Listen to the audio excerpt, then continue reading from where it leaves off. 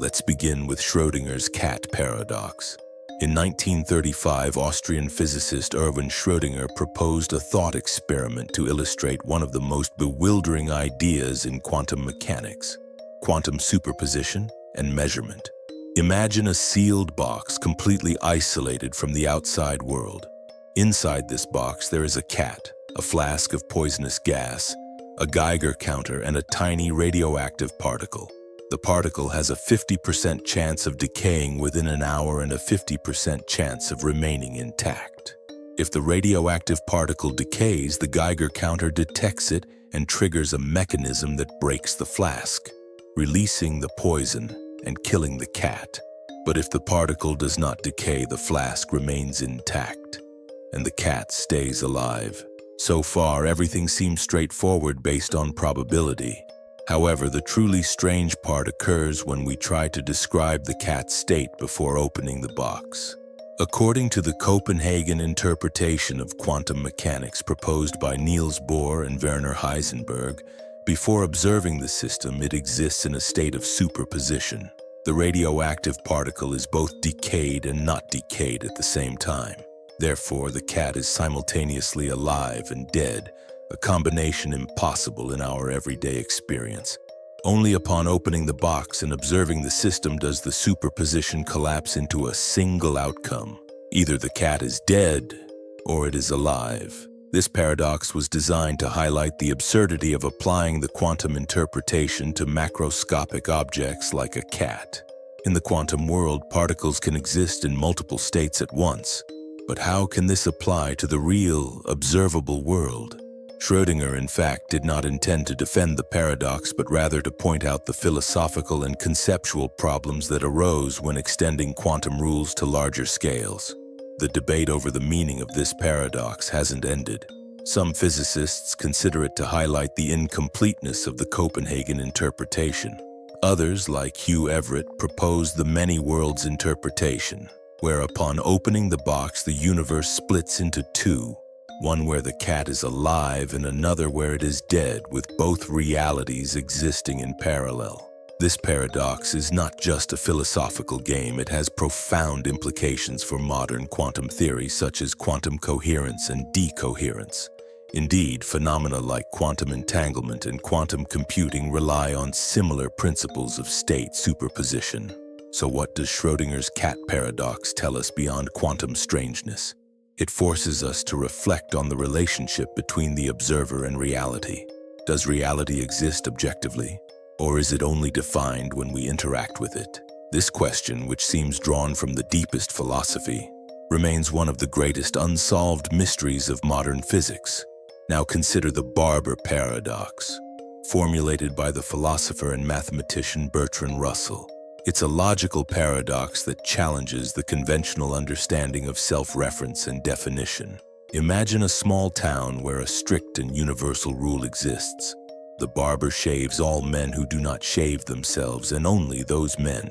This seems like a simple statement, but a problem arises when we ask a fundamental question. Who shaves the barber? If the barber shaves himself, then according to the rule he shouldn't, because he only shaves men who do not shave themselves.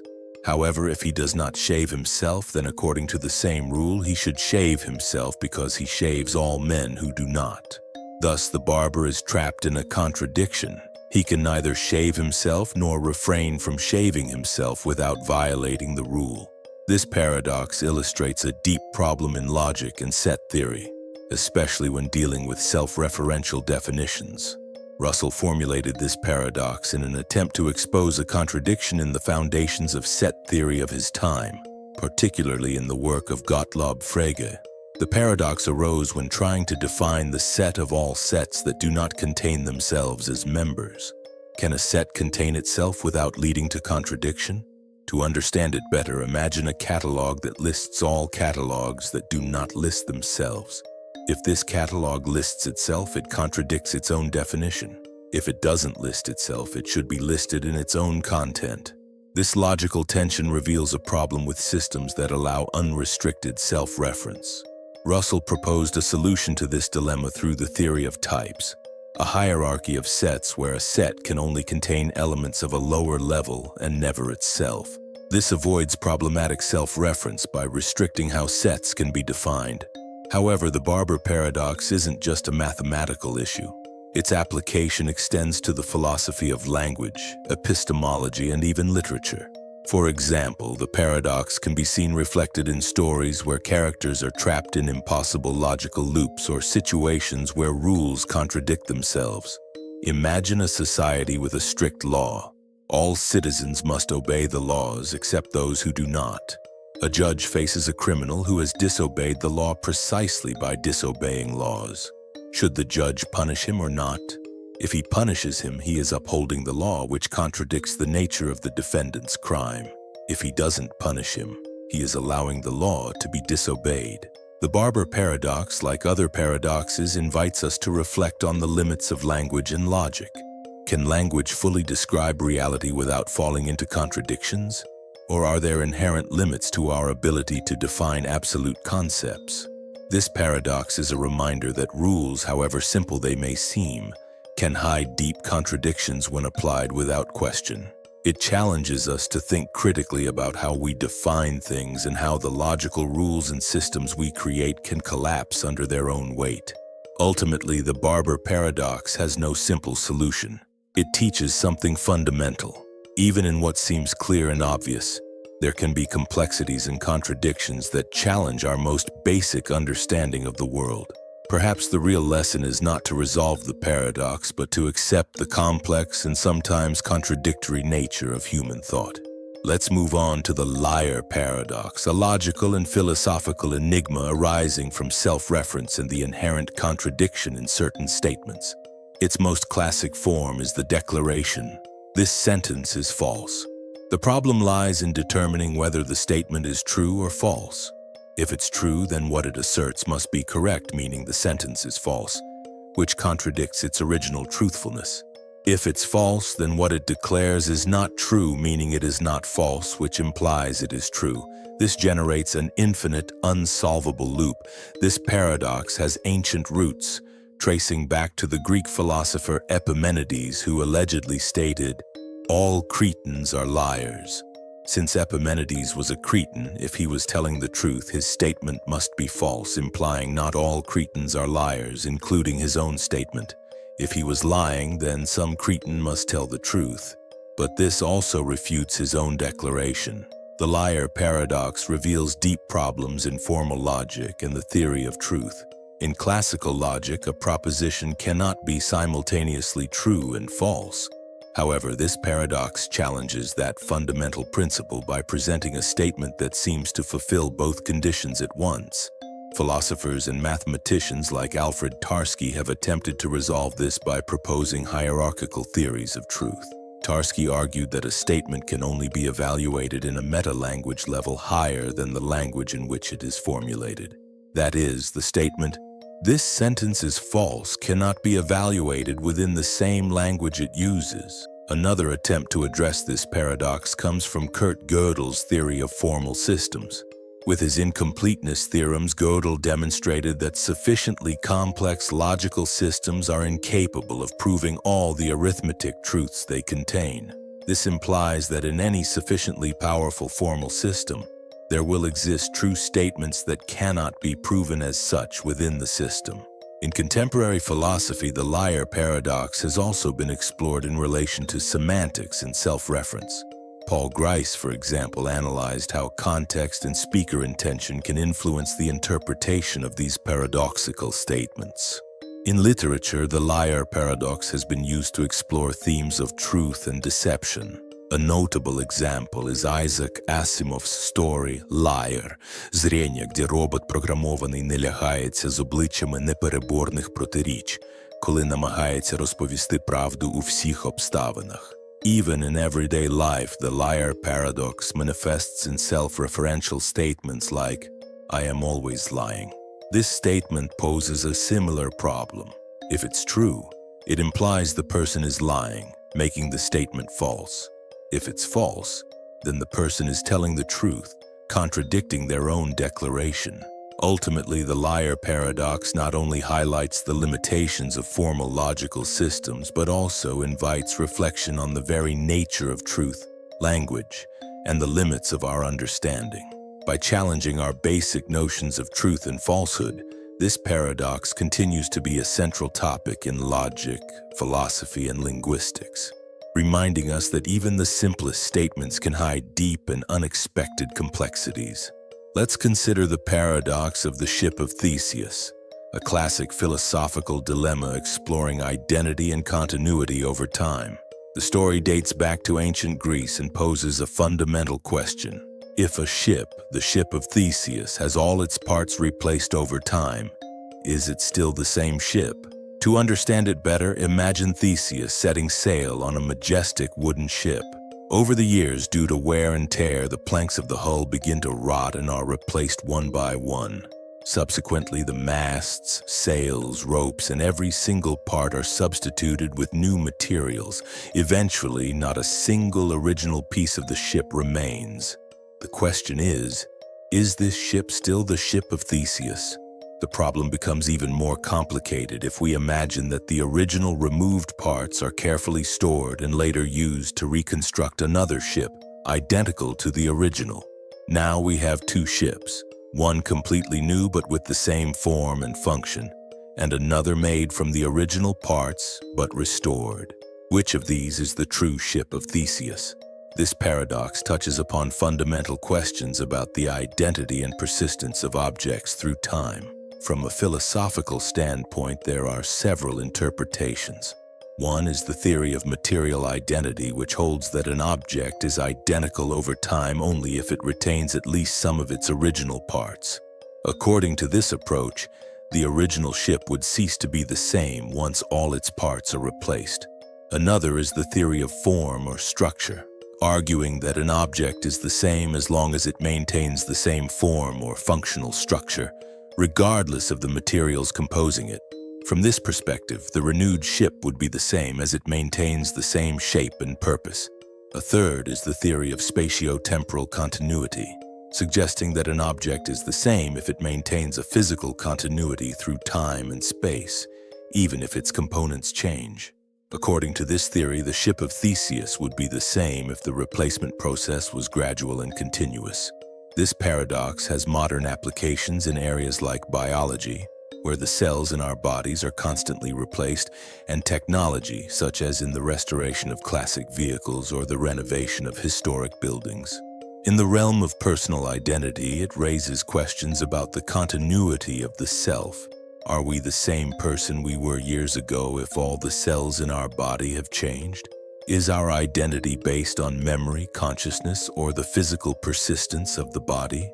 The Ship of Theseus has also been explored in literature and popular culture, like in the TV series WandaVision, where this paradox is directly raised when discussing the nature of identity and memory. Ultimately, the paradox of the Ship of Theseus challenges us to reflect on what it truly means to be the same over time, questioning the foundations of our understanding of identity, continuity, and change. Let's explore Hilbert's paradox of the Grand Hotel, formulated by the mathematician David Hilbert. It's a thought experiment designed to illustrate the strange properties of infinity. Imagine a hotel with an infinite number of rooms, all of which are occupied. Despite being completely full, it is still possible to accommodate new guests. Suppose a new guest arrives at the infinite hotel. Although all rooms are occupied, the manager has a solution. He asks every guest to move to the next room. The occupant of room 1 moves to room 2, the occupant of room 2 moves to room 3, and so on. This frees up room 1, allowing the new guest to be accommodated. This process can be repeated for any finite number of new guests. If 100 people arrive, each existing guest moves 100 rooms down, freeing up the first 100 rooms. However, the paradox becomes even more intriguing when an infinite number of new guests arrive. In this case, the manager can ask each current guest to move to the room with double their original room number. The guest in room 1 moves to room 2. The guest in room 2 moves to room 4. The guest in room 3 moves to room 6, and so forth. This frees up all the odd-numbered rooms, allowing the infinite number of new guests to be accommodated. Hilbert's hotel also demonstrates how an infinite set can have the same cardinality, the same size, as one of its proper subsets. For example, by moving all guests to even-numbered rooms, the odd-numbered rooms are freed, implying that an infinite set of guests can be decomposed into two infinite subsets, both of the same infinite size. Another interesting variation occurs when an infinite number of buses arrive, each carrying an infinite number of passengers. Using a strategy based on prime numbers and factorization, it is possible to rearrange everyone without leaving anyone out. This paradox not only challenges our intuition about infinity, but also has mathematical applications in set theory and cardinality. It illustrates how different types of infinities can coexist and how some infinities are larger than others. In philosophy, it raises questions about the nature of reality and the meaning of the existence of infinities. It has also been used in literature and science fiction to explore abstract and paradoxical concepts. Hilbert's Grand Hotel reminds us that infinity is a fascinating and complex idea, where the rules of ordinary logic seem to break down, opening up a world of paradoxes and endless possibilities. Now, the Pinocchio paradox, a modern variation of the classic liar paradox, posed simply but with profound philosophical and logical implications. Imagine Pinocchio, the famous character from Carlo Collodi's story, whose nose grows every time he tells a lie. The paradox is triggered when Pinocchio utters the sentence, "My nose is growing now." To understand the paradox, let's analyze it step by step. If Pinocchio's statement is true and his nose is indeed growing, then he must be lying, since his nose only grows when he lies. But if he is lying, the statement, "My nose is growing now," is false, which means his nose is not actually growing. However, if his nose is not growing, then the statement he made, "My nose is growing now," is true, which implies his nose should be growing. This creates an infinite loop of logical contradiction. This paradox is an example of self-reference, a phenomenon where a statement refers to itself, directly or indirectly. It shares similarities with the original liar paradox, where a statement like, "This sentence is false," generates a logical loop impossible to resolve in binary terms of truth and falsehood. The problem of the Pinocchio paradox goes beyond simple contradiction and touches upon deep questions about the nature of language, truth, and falsehood. In classical logic, a proposition can only be true or false, but the Pinocchio paradox challenges this dichotomy by presenting a situation where neither option is consistent. From a philosophical viewpoint, the paradox has been used to explore concepts like self-referential semantics, dialectic truth, where statements can be both true and false, and the limits of formal language. Philosophers like Alfred Tarski and Kurt Gödel tackled similar paradoxes when studying the theory of formal systems and the problems of completeness and incompleteness in mathematical logic. In the context of semantics, the Pinocchio paradox questions the very definition of truth. If the truth of a statement depends on a physical action, the nose growing, a problematic link is established between facts and statements, as a statement seems to cause an action which, in turn, determines the truth value of the statement itself. This paradox also has applications in artificial intelligence and computation, especially in programming logical systems and decision-making processes. Algorithms operating under strict true-false rules can encounter irresolvable dilemmas when faced with self-referential statements like Pinocchio's. One approach to addressing this paradox is to consider non-classical logic systems, such as para-consistent logic or fuzzy logic, where a proposition can be both true and false to varying degrees. In these systems, Pinocchio's statement might be interpreted more flexibly without generating an absolute contradiction. In popular culture, the Pinocchio paradox serves as a reminder that even children's stories can contain profound philosophical questions. The character of Pinocchio, created to teach the importance of honesty, here becomes a vehicle for exploring the complexities of language and logic. Ultimately, the Pinocchio paradox underscores the limitations of binary thinking and the need for more complex frameworks to address certain philosophical and logical problems. Like other self-referential paradoxes, it reminds us that truth and falsehood are not always as simple as they seem, and that in some contexts, contradiction is unavoidable and an essential part of human reasoning. Let's consider Buridan's ass paradox, a philosophical dilemma illustrating the problems of indecision and extreme rationality in decision-making.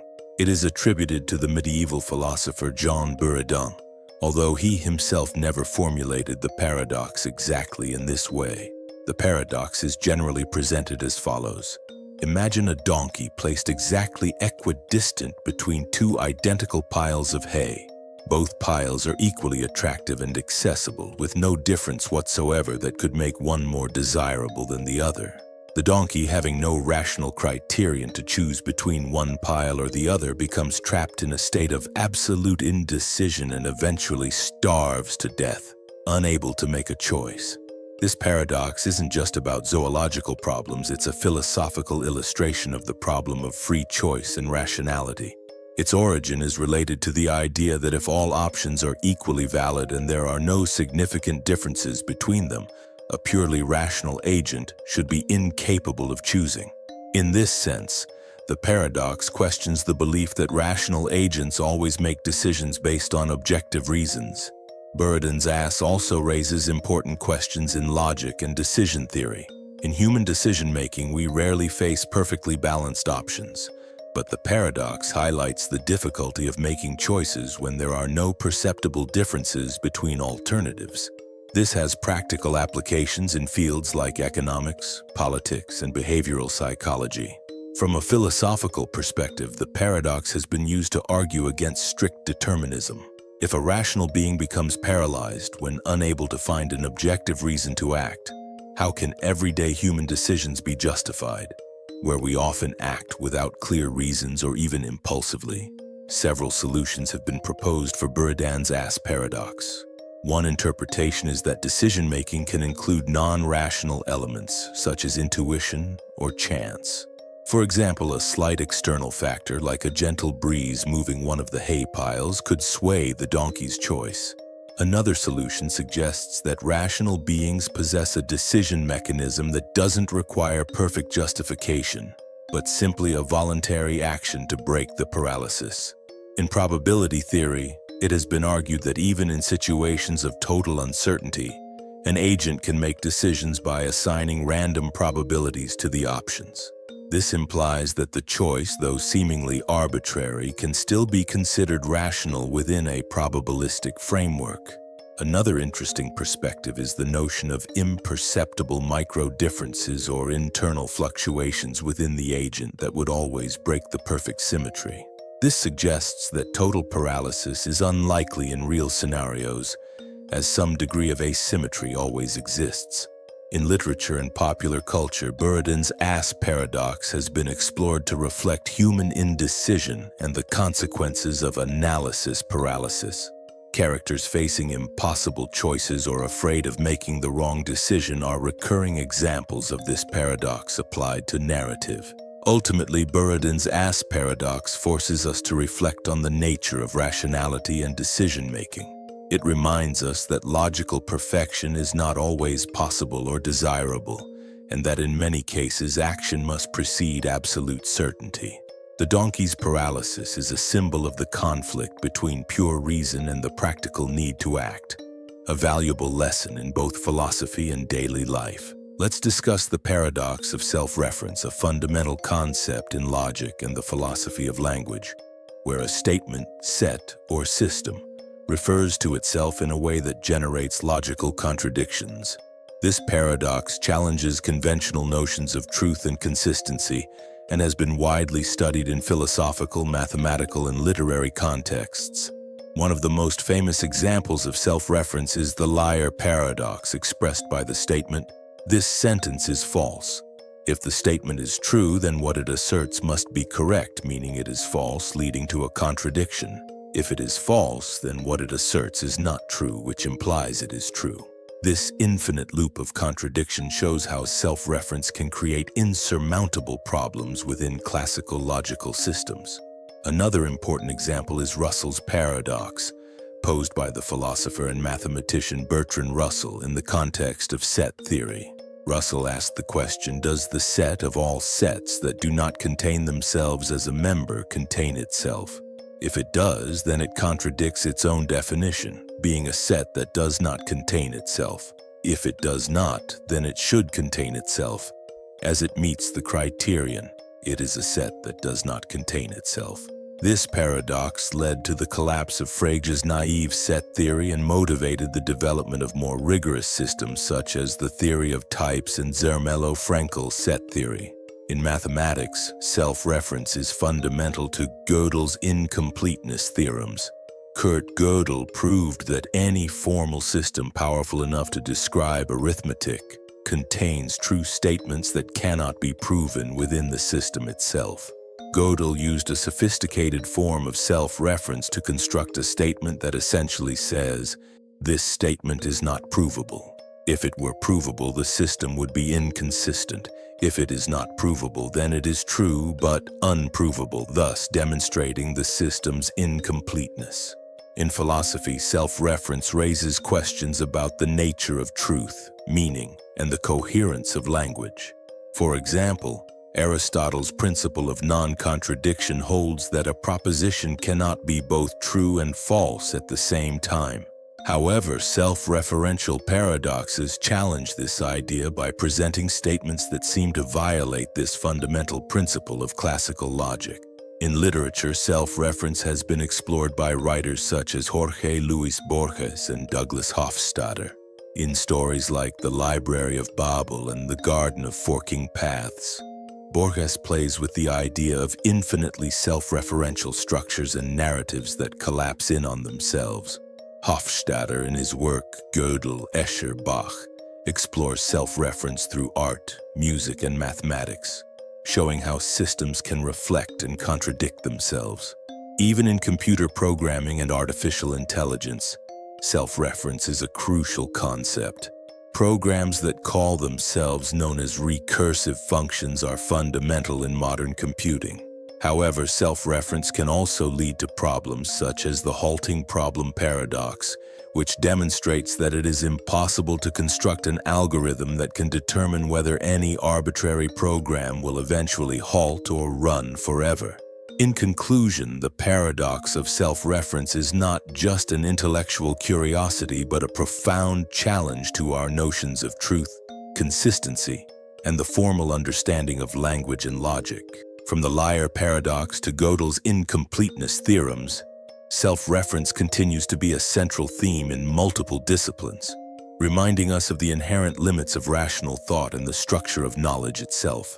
Let's delve into the time travel paradox, one of the most fascinating and complex concepts in philosophy and science fiction, challenging our understanding of causality, reality, and the structure of the universe. This paradox arises when a past, present, or future event seems to influence itself in a way that generates logical contradictions. A classic example is the grandfather paradox. Imagine someone travels to the past and accidentally causes the death of their own grandfather before he meets their grandmother and has children. If the grandfather dies young, then the traveler's parent would never have been born, and therefore the time traveler would never have been born either. If the traveler is never born, they couldn't have traveled to the past to cause their grandfather's death. However, if the grandfather doesn't die, then the traveler is born, can travel to the past, and can cause his death, creating a logical loop with no apparent resolution. This paradox raises the question of determinism versus free will. If the past can be altered, is the future completely malleable? Or, conversely, is there a predetermined destiny that ensures certain events always happen the same way, regardless of a time traveler's actions? Various theories exist to address this paradox. One is the single timeline theory. It holds that only one timeline exists, and any change made in the past will inevitably be reflected in the future. However, this implies the logical paradox that certain actions, like killing one's grandfather, might make the time travel itself impossible. Another is the multiple universes or parallel timelines theory. This proposes that every time someone travels to the past and makes a significant change, a new timeline or parallel universe is created where that change has occurred.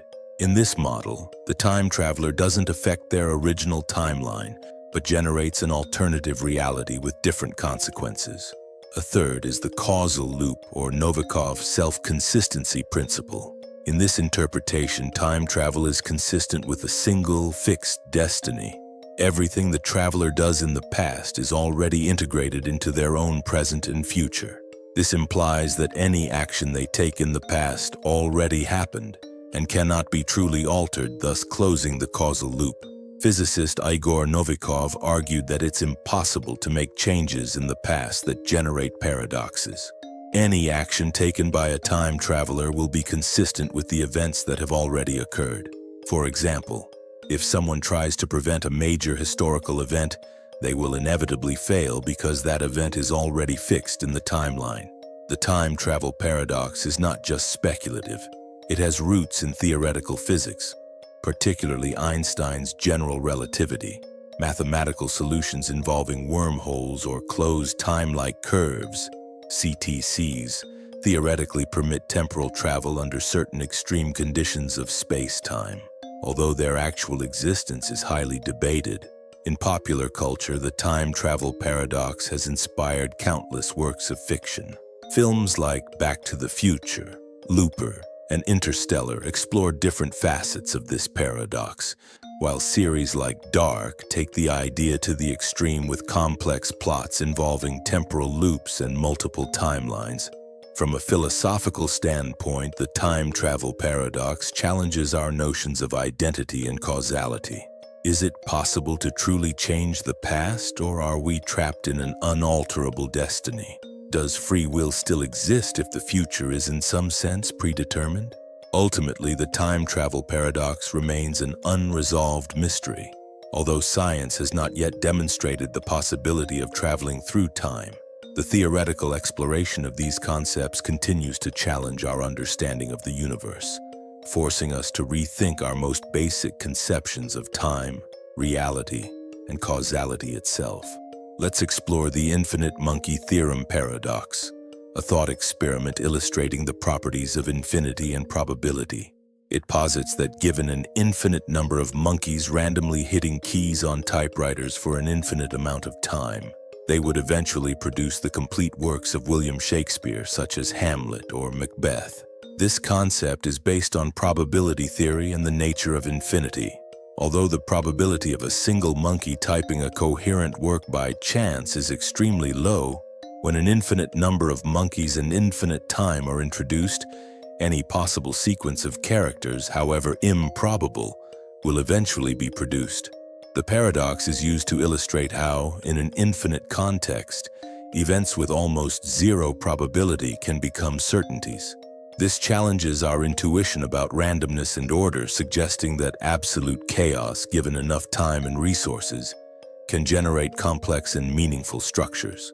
In mathematics, this paradox relates to the concept of Markov chains and stochastic processes, where random systems can, under certain conditions, produce specific outcomes.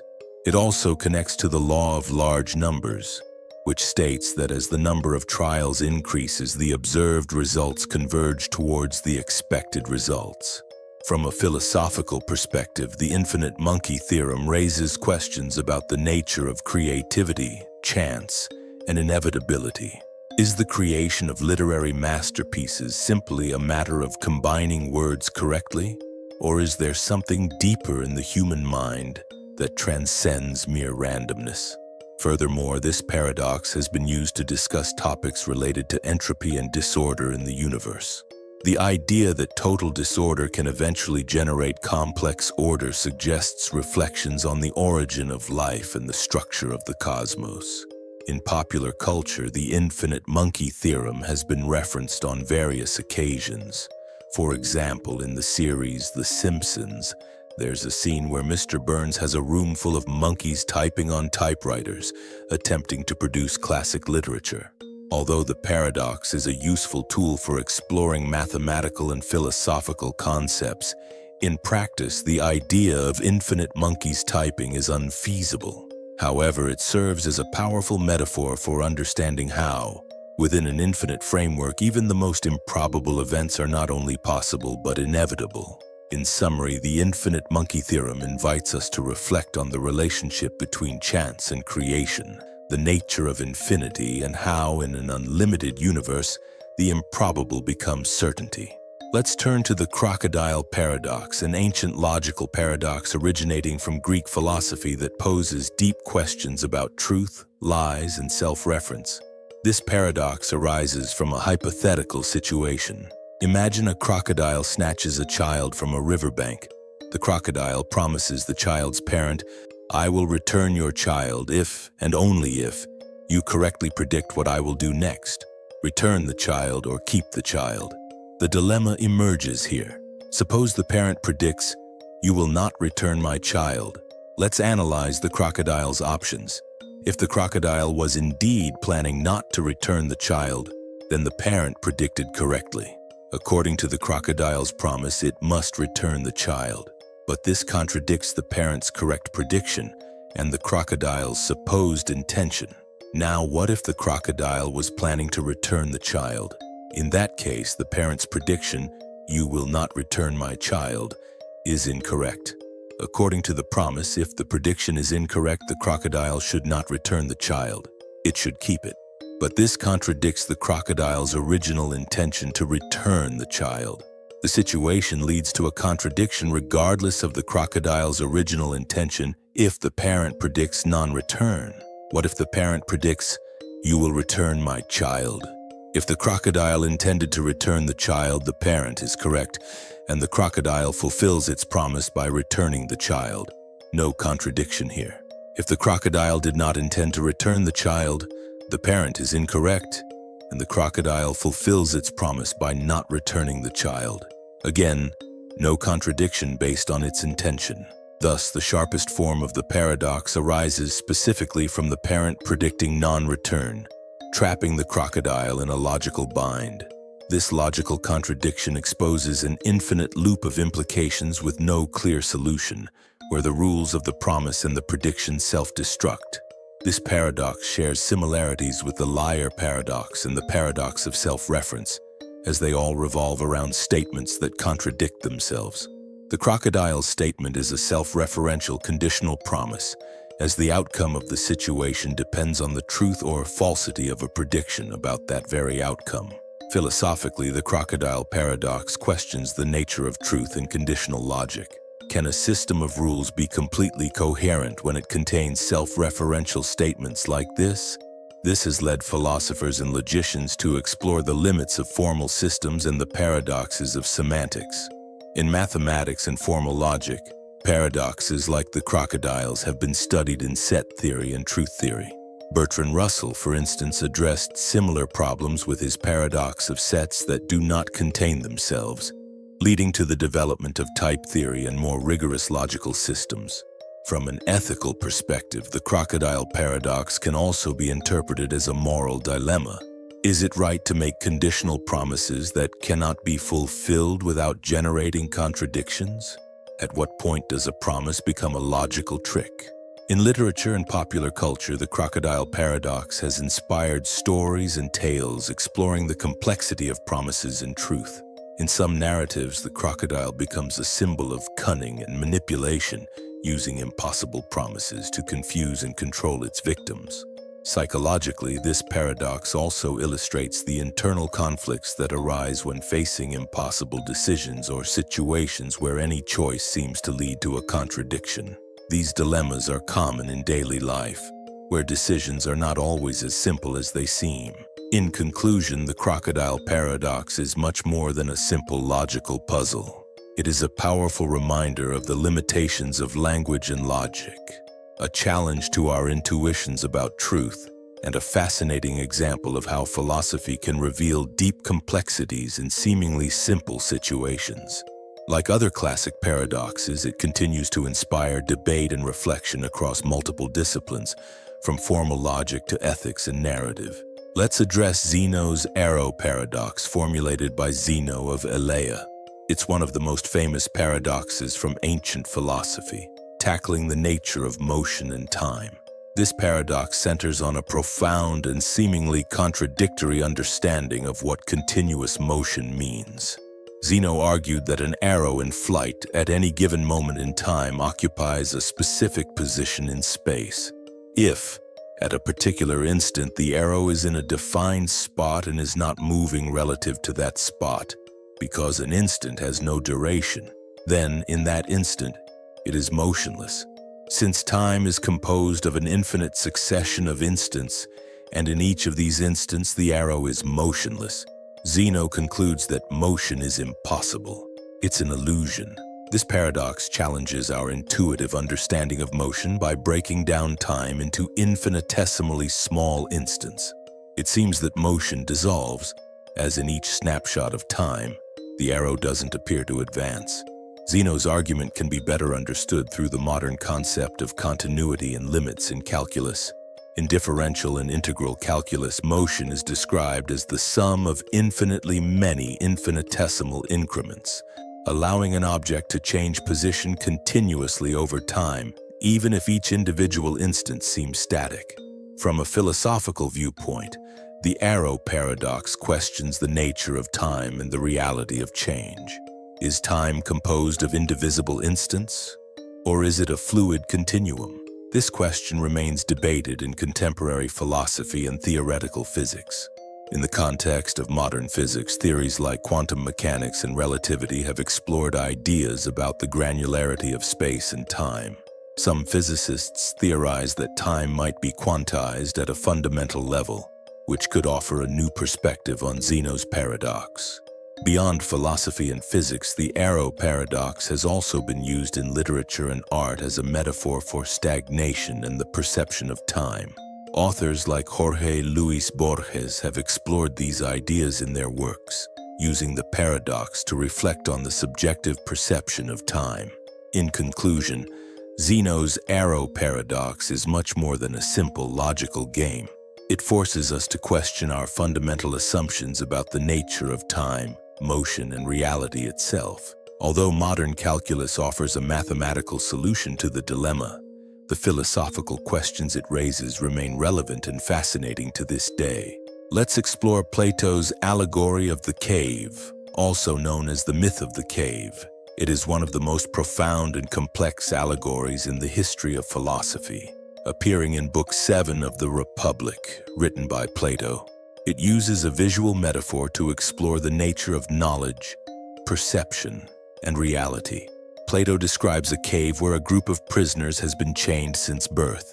These prisoners are forced to look only at a wall, unable to turn their heads or see what is behind them. Behind the prisoners at some distance, a fire burns. Between the fire and the prisoners, there is a low wall along which figures of people and objects pass, casting shadows on the wall in front of the prisoners.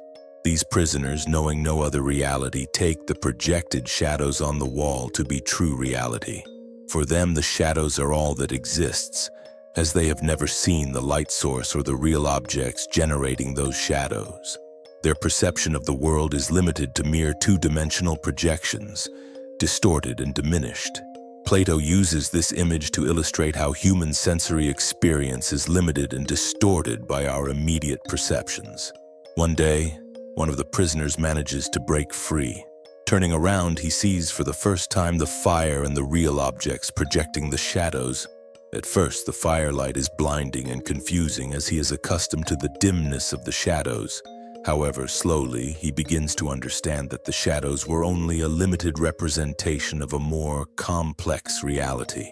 Driven by curiosity and a desire to understand more, the prisoner eventually leaves the cave. Upon abandoning the darkness, he encounters sunlight, a much brighter and more powerful light than the fire inside the cave. Initially, the sunlight is even more blinding, but over time he begins to distinguish the true shape of objects, colors, nature, and eventually understands the truth of reality outside the cave. The sun in the allegory represents the form of the good and ultimate truth in Platonic philosophy. It is the source of all knowledge and understanding. The freed prisoner now realizes how limited and false his perception inside the cave was. However, upon returning to the cave to tell the other prisoners about the outside reality, they are skeptical and even hostile. Accustomed to the shadows and having never experienced sunlight, they cannot comprehend or accept the freed prisoners' experience. For them, the shadows remain the only reality. This allegory illustrates the difficulty of changing deeply ingrained beliefs and how the process of acquiring true knowledge can be challenging and painful. Plato uses the cave to symbolize human ignorance and resistance to change. The prisoners represent people trapped in sensory perception and opinions, while the freed prisoner represents the philosopher seeking truth beyond appearances. Philosophically, Plato's cave raises fundamental questions about reality, perception, and knowledge. Do we live in an objective reality, or do we only perceive a distorted version of it? To what extent are our beliefs shaped by our limited perception?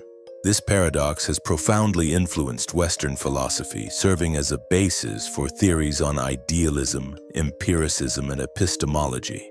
It also connects with modern themes like virtual reality, media manipulation, and the construction of reality in contemporary societies.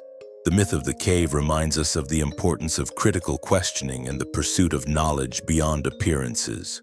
Like the freed prisoner, every individual has the capacity to seek truth and challenge the shadows that limit their understanding of the world. However, this process requires courage, effort, and often resistance from those who have not yet seen the light beyond the cave. Let's consider the Bootstrap paradox, also known as the ontological paradox. It's a fascinating paradox that questions our understanding of time, causality, and existence itself. It arises in the context of time travel and poses deep questions about the origin of information and objects. This paradox has been explored extensively in both philosophy and science fiction. To understand it, imagine the following scenario. A man named John finds a physics book in his mailbox one day. Fascinated, he studies the book for years and becomes a renowned physicist. Eventually, using the knowledge gained from the book, John invents a time machine. To ensure his knowledge isn't lost, he travels to the past and places the same book in his own mailbox years earlier, thus initiating the cycle that led him to become a physicist. The problem this paradox poses is fundamental. Who originally wrote that book? The book seems to have no definite origin. Its existence is a closed loop of cause and effect. The information contained within it appears to emerge from nowhere, contradicting the conventional idea that every effect must have a prior cause. This dilemma isn't just a mental game. It has profound implications for the philosophy of time and causality. In the linear view of time, events must have a clear sequence of cause and effect.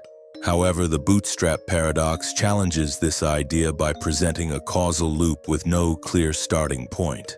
In theoretical physics, this paradox is mainly discussed in the context of time travel. Mathematical solutions to Einstein's general relativity equations allow for the existence of closed time-like curves, CTCs, which would theoretically permit travel to the past. In such scenarios, an object or information could be its own cause, as occurs in the Bootstrap paradox. A famous example in popular culture is the movie Predestination, 2014, based on the short story All You Zombies by Robert A. Heinlein. In this story, a character travels through time and becomes their own father and mother, creating a completely closed loop where biological origin is erased. Another example is Thor's hammer in the Marvel movie Avengers Endgame. The hammer is taken from the past and used in the present, but then returned to the past, creating a loop with no clear origin for the object. From a logical perspective, the Bootstrap paradox also raises questions about identity and authenticity. Can an object or information be authentic if it never had a defined origin? If a scientific discovery or a work of art is transmitted through time in this manner, is it genuine or simply a copy without an original author? The paradox also has philosophical applications. It challenges notions of creation and authorship, suggesting that certain concepts could exist without a clear origin. This leads to questions about the very nature of reality and time. Regarding proposed solutions, some theorists suggest the paradox might be resolved through the multiverse theory, where multiple timelines exist simultaneously and an object could originate from a parallel universe. Others argue that the paradox simply indicates limits in our current understanding of time and causality. Ultimately, the Bootstrap paradox remains a conceptual challenge in both science and philosophy. It forces us to reconsider our assumptions about the flow of time and the relationship between cause and effect. Beyond science fiction, it poses fundamental questions about the origin of knowledge and the nature of reality itself, making it one of the most fascinating and complex paradoxes in our understanding of the universe. Finally, let's consider the Ferryman paradox, also known as the wolf, goat, and cabbage puzzle. It's an ancient logic puzzle that explores constraints and limitations in decision-making. This paradox has ancient origins and has been used for centuries to illustrate fundamental principles of problem-solving and strategic planning. The problem is typically stated as follows. A ferryman needs to cross a river with 3 items: a wolf, a goat, and a cabbage. The boat is small and can only carry the ferryman and one of the 3 items across the river at a time. However, there are constraints. The wolf cannot be left alone with the goat as it would eat the goat, and the goat cannot be left alone with the cabbage as it would devour it. How can the ferryman safely cross the river carrying all items without any accidents occurring? To solve this puzzle, a specific sequence of actions is required. A possible set of steps would be: the ferryman first takes the goat across the river and leaves it there. The ferryman returns alone to the starting side. The ferryman takes the wolf across the river.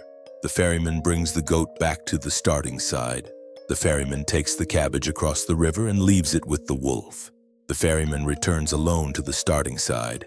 Finally, the ferryman brings the goat across the river again. This way, all items cross safely and no rule is violated. This paradox illustrates several key concepts in logic and game theory. Constraints and conditions. The problem demonstrates how limitations in a system, boat capacity, safety rules, affect available options and necessary planning. Sequential thinking. Solving it requires breaking the problem into a series of logical steps. Each step influences the next, forcing the thinker to consider future consequences. Complex problem solving. The ferryman must think strategically and consider non-linear solutions like the need to return to the starting point with the goat. Symbolic representation. Although the paradox uses a narrative scenario, it's actually an abstraction of more general problems in mathematics and computer science, like resource management and task scheduling. This paradox also has philosophical implications. It symbolizes moral dilemmas and decision-making under constraints. How do we prioritize options when all involve potential risks? This type of thinking applies in fields like ethics, business decision-making, and crisis management. In education, the Ferryman paradox is used to teach problem-solving and critical thinking skills. Students learn the importance of analyzing constraints and planning ahead, essential skills in both mathematics and everyday life. In conclusion, the Ferryman paradox is much more than a simple logic puzzle. It's a powerful tool for illustrating fundamental concepts in logic, planning, and decision-making. Throughout history, it has been used not only as entertainment but as a metaphor for the complex challenges of life and strategic thinking.